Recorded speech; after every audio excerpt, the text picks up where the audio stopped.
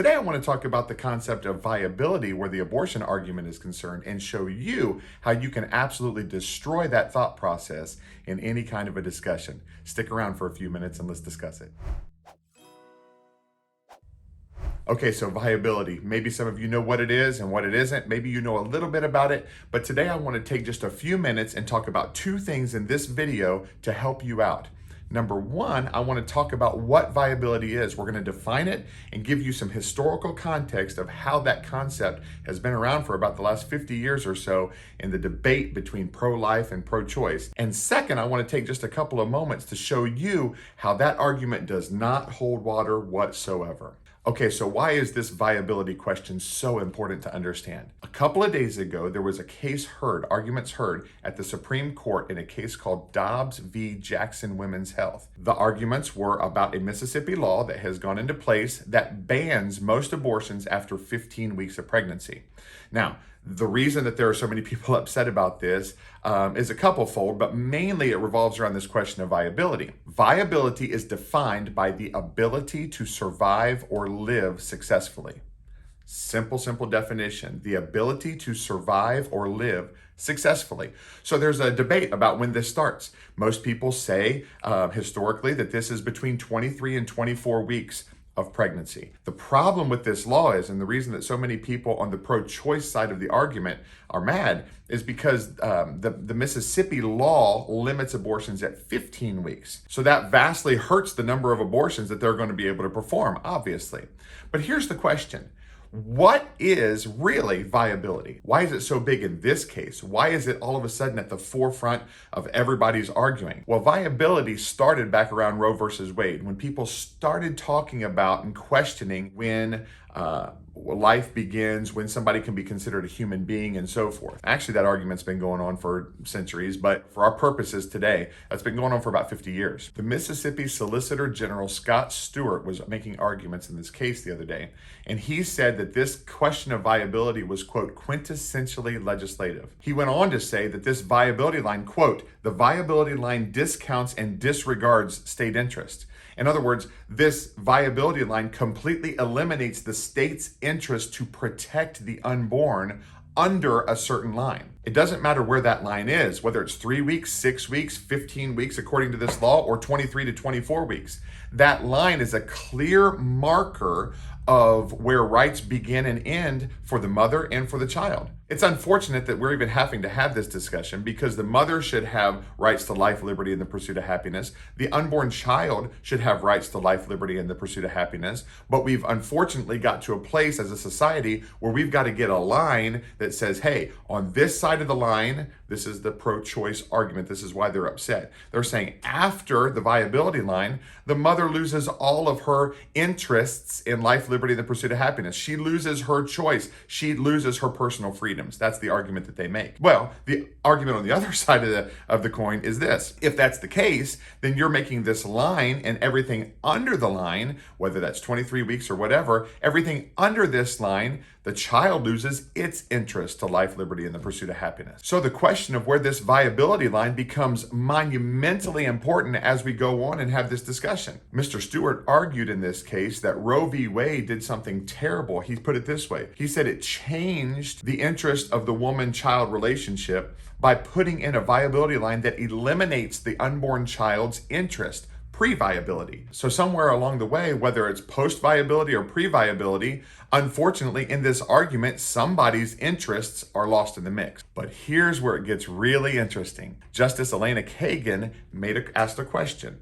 She said, how should the courts handle abortion cases if the viability line was eliminated and there was just a blanket standard throughout the entire pregnancy? Now, this is so important. This is critical. The attorney for the other side made the argument. Her name is Julie Rickelman, and she said this: the undue burden test would not be workable, quote, would not be workable without a viability line. She goes on to say the viability line is the only issue at play. Get this, the attorney, they are making their entire case over this question of viability. She said that it's the only question in play. This entire case boils down to viability. So if we can destroy this argument of viability, what it is, when it is, if we can nullify that, then the whole abortion argument goes away, all of it. Justice Alito went on to ask some questions about the quote philosophical debate that's going on, and Rickleman responded by saying, listen, if we have a viability line, all the philosophical debates go away. All of a sudden, this isn't a philosophical argument anymore. We can just rely on a line that says, up to this point, you can have an abortion. After this point, you can't. And as far as providing context, this is about the last thing I want to say. Justice Neil Gorsuch came into the equation, and he asked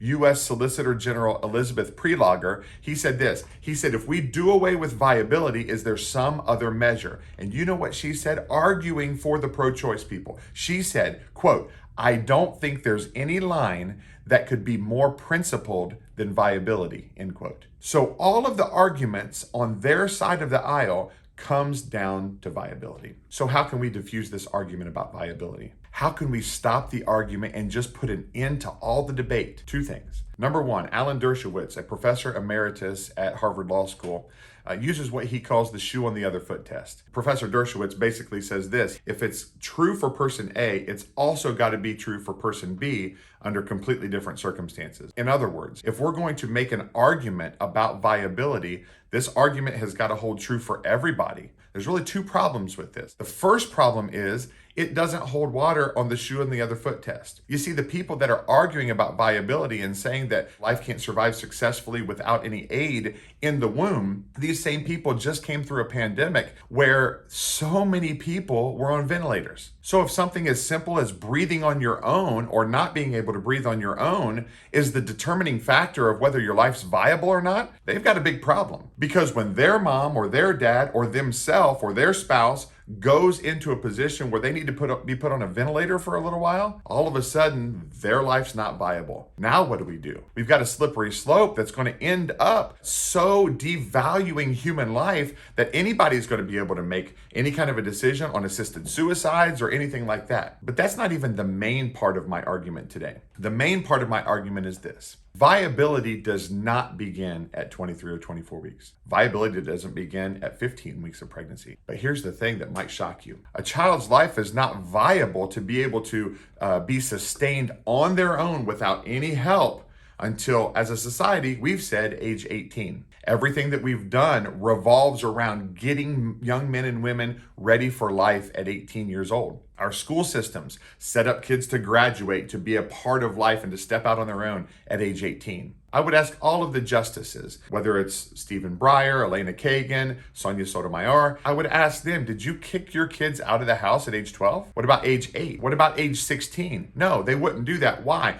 Because that child needs them all the way through age 18, all the way until they're ready to tackle life on their own. So here's the argument that completely destroys viability. When is a life most dependent on our help? You see, Democrats today are supposed to be the party of the people. They're supposed to be there for those that are less fortunate, that don't have enough money, that don't have the social status, that every life is valuable, right? Why then is that party making it mandatory for half of the country to just say, listen, we're just going to disregard human life at a certain number of weeks or below a certain number of weeks in the womb? You can't do that, because here's the bottom line. A child is a human organism from conception. That is not even debatable. Embryologists, scientists, for those of you that like to rely on science, embryologists are unanimous that at conception, the cells that make up this human organism are a Homo sapien. It's a human organism with human DNA.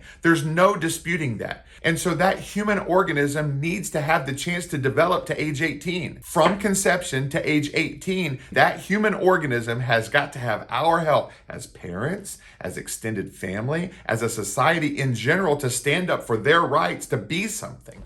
As of this recording here, I'm 44 years old. I still have not reached my entire potential. I'm not everything that I've been created to be yet. At 44, certainly a 5, 6, 7-year-old hasn't achieved that. Certainly a child in the womb at 10 weeks has not even come close to having the opportunity to achieve that. So this last part I want to share with my Christian friends. If you don't hold faith in the Lord Jesus, then you probably are going to want to turn this video off. I'm just warning you. But for the rest of you, I got to share this. God has destined each one of us for greatness. If you're watching this video, you have a purpose. You've been given a God-ordained from heaven mandate to make a difference in this world. There's a fingerprint that God gave you, not just literally here on your thumb, but literally so you can make an imprint on the world. And we've got to stand up together, because in these last days, there are going to be many, many people that are calling evil good and good evil. We're seeing it all around us. So we've got to stand up and make a conscious effort like never before to be everything that God's called us to be salt in this earth, to be light in this earth. The world's depending on us. Millions and millions, multiplied millions of unborn babies are depending on us. I'm not putting myself out there as a prophet, but I'm telling you something right now that you can write down and take to the bank. The days of Roe versus Wade are numbered. This next generation coming along is strong in the Lord and the power of his might. This next generation is taking a stand and making a stand for life. I took a stand for my hometown city of Lebanon, Ohio, to become a sanctuary city for the unborn. I stood up for that.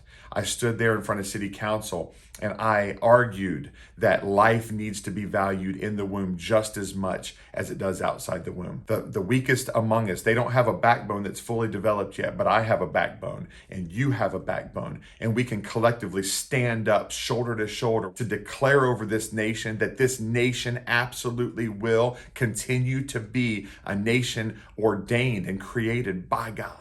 This nation has stood up from the beginning of time for life, liberty, and the pursuit of happiness. So as kingdom people, those of us who hold dear to us kingdom values, let's stand strong, let's stand together, and let's make sure that our voices are heard, because we still have the freedom to ensure that that happens. If you enjoyed this video, please share it with a bunch of people, like it, and subscribe to our channel.